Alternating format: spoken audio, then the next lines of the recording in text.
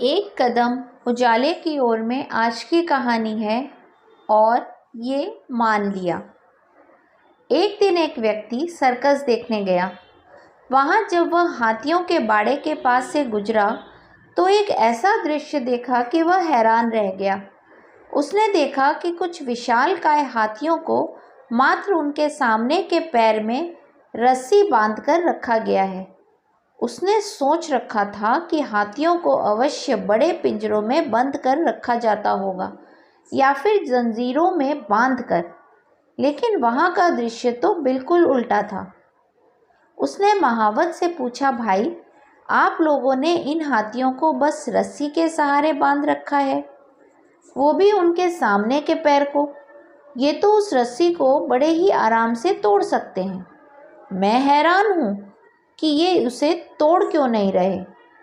महावत ने उसे बताया, ये हाथी जब छोटे थे तब से ही हम इसे इतनी ही मोटी रस्सी से बांधते आ रहे हैं। उस समय इन्होंने रस्सी तोड़ने की बहुत कोशिश की, लेकिन ये छोटे थे, इसलिए रस्सी को तोड़ पाना इनके सामर्थ्य के बाहर था।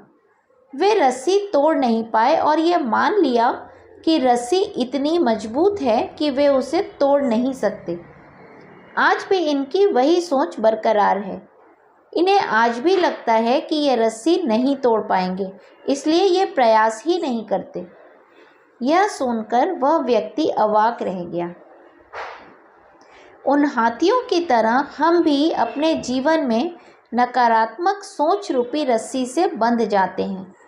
जीवन में किसी काम में प्राप्त हुई असफलता को हम मस्तिष्क में बिठा लेते हैं और ये मान लेते हैं कि एक बार किसी काम में असफल होने के बाद उसमें कभी सफलता प्राप्त नहीं होगी। इस नकारात्मक सोच के कारण हम कभी प्रयास ही नहीं करते। आवश्यकता है इस नकारात्मक सोच से बाहर निकलने की, उन कमियों को पहचान कर दूर करने की जो हमारी असफलता का कारण बनी। इस कहानी का संदेश मेरे दृष्टिकोण से, नकारात्मक सोच हमारी सफलता में सबसे बड़ी बाधक है।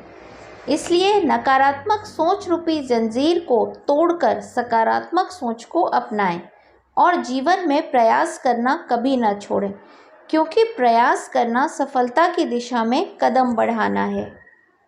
हरि ओम।